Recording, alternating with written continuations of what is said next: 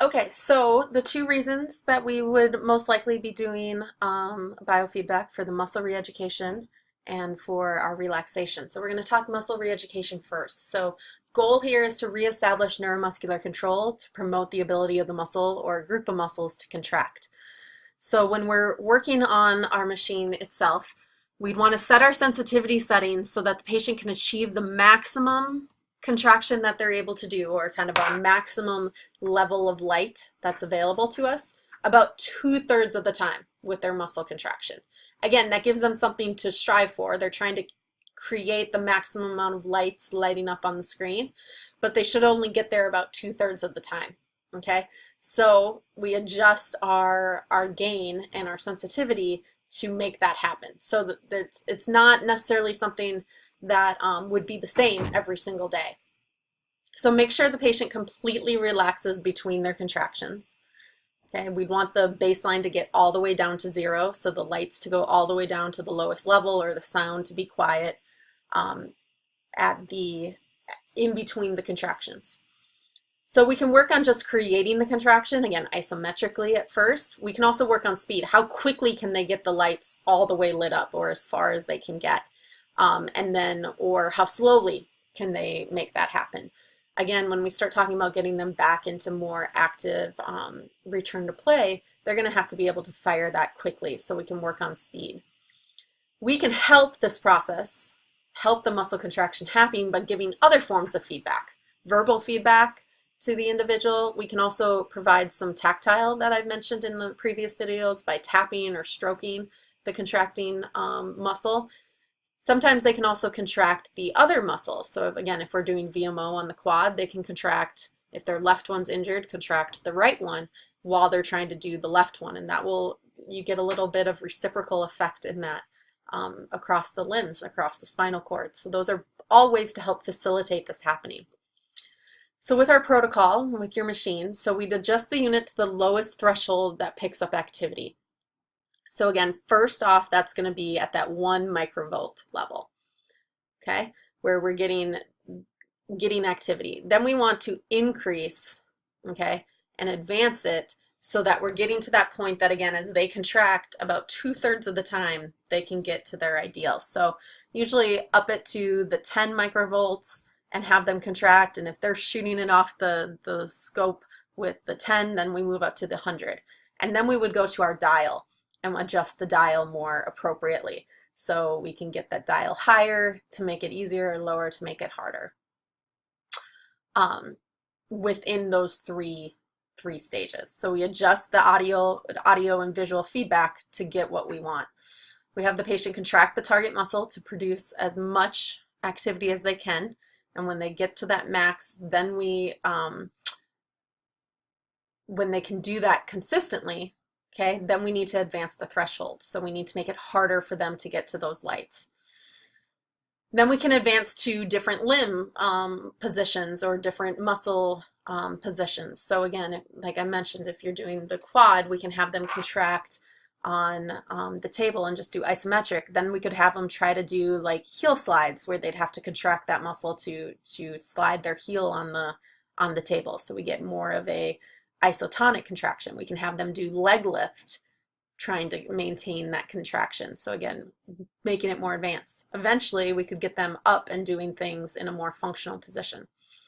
We usually do muscle about 10 to 15 minutes per training session. And then right after you do the feedback, you should also then have them try to do the same muscle contractions for about 10 to 15 minutes on their own without the feedback, so that they can practice it. So again, these are some of those facilitation methods that I mentioned in the previous slide. So you can have the patient contract the opposite limb and then attempt to contract the involved muscle. You can put the biofeedback unit on the opposite limb so they can understand how biofeedback works before you put it on the injured body part. You can watch or touch the contracting muscle. You can do that. You can have the patient do that. You can have them contract the surrounding or opposing muscles to give that feedback.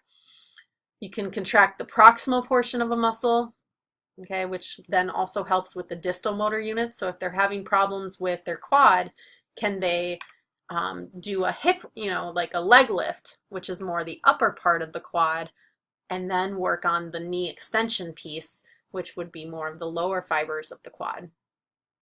Or we could do it that we could first doing E-stim and creating that muscle contraction with our Russian or our neuromuscular electrical stimulation. But we wouldn't want the biofeedback on during that time because it's going to read the electrical activity of the machine, of the current, not of the individual. So you take that off, but you can use that first as a way to then start getting them to contract on their own with the biofeedback. Flip that to the relaxation of any muscle spasms or muscle gardening. So the goal being to try to overcome the protective response that that muscle tends to be in, right? To want to contract and to protect, usually pain or fear. So we're trying to induce relaxation of that muscle by the feedback of trying to reduce the electrical activity being read in that muscle. So you can do this in conjunction with other modalities that would reduce pain or muscle spasms. So again, some of our other stim would reduce some of that pain and potentially reduce some muscle spasms. And then we could use the biofeedback to help them do it more in their own life and on their own terms.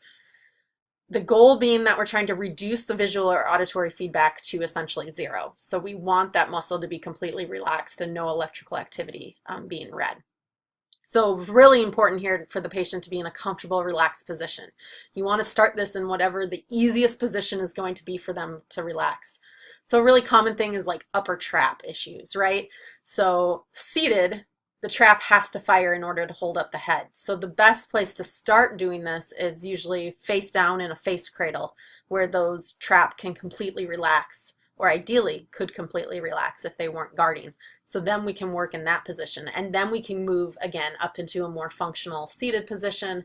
We could have them carrying their backpack and potentially work on decreasing that load, like all these different things that we could do. But first, begin with that patient in a comfortable, relaxed position. Use the verbal and visual cues to achieve that relaxation. Okay, so again, if you can do like imagery to help them relax, if you can talk to them about, okay, I want you to really think about letting your shoulders just fall, right? Like give some verbal, visual feedback to that.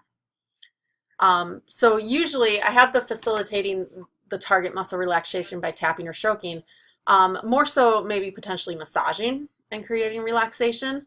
Again, you wouldn't want to be activating the muscle in that case. So our protocol, same kind of steps as it was for the muscle re-ed, except our goal is opposite. So we want to adjust the unit, again, to the sensitivity threshold that picks up the maximal activity, right? So it's super sensitive to any electrical activity. Adjust the audio and visual feedback, and have the patient try to relax the target muscle to produce a minimum, either the audio or the visual feedback. So when the minimum feedback is obtained for this selected threshold, then we can reduce the threshold again.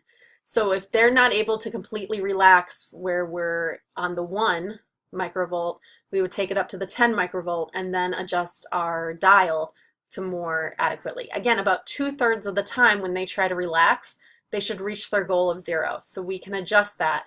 And then as they get better, we can make it harder and harder for them to reach that 0 point.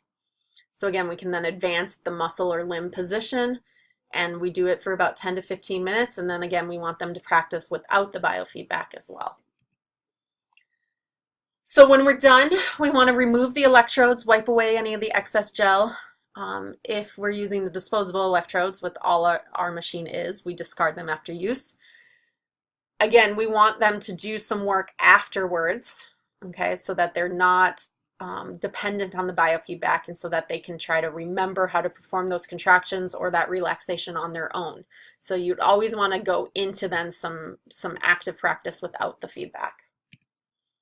And then our maintenance, we'd want to make sure the unit's clean and the case is maintained well, that there's no pinching in the leads, everything's put away and cleaned. And then we'd want to make sure that the batteries are always working, that there's any kinks or frays or anything in the wires.